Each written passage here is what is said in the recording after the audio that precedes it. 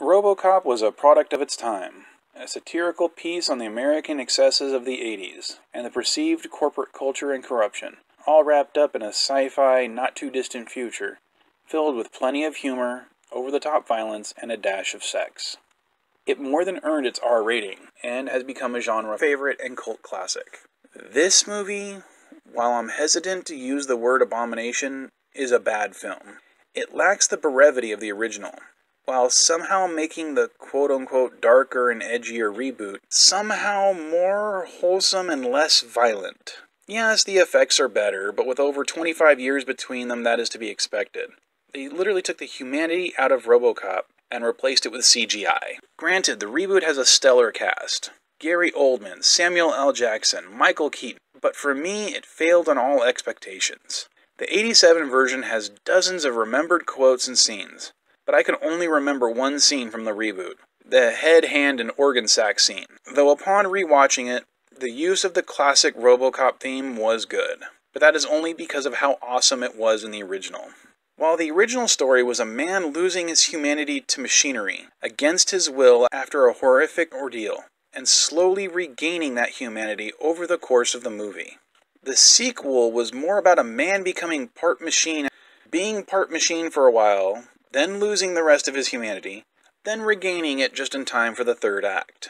If this movie was exactly the same, with all the references to RoboCop removed, but had the same story, this would have been a half-decent 20 minutes into the future sci-fi action flick. But this was supposed to reboot the RoboCop franchise. If you like this movie, good for you. I'm glad.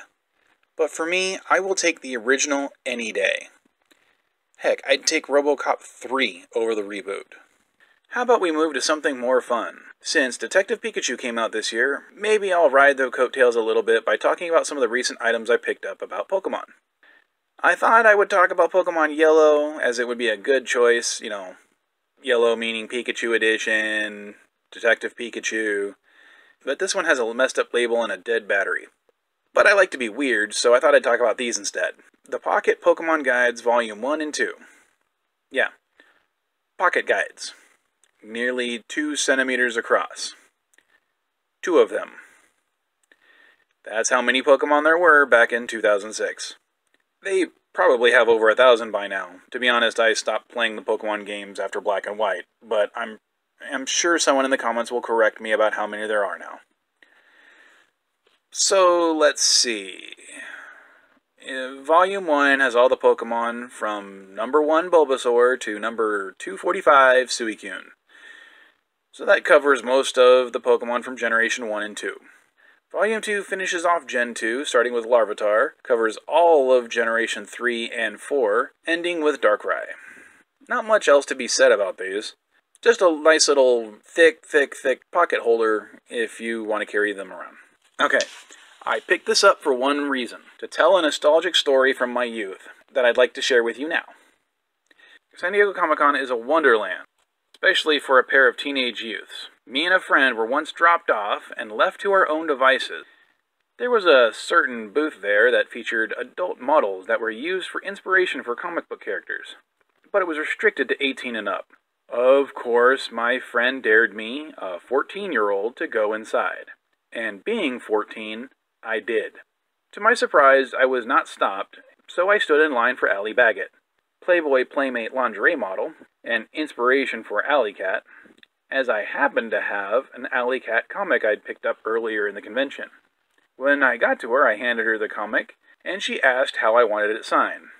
With all the bravado of a teenager, I asked for her phone number, and then asked if she wanted to go for coffee after the convention.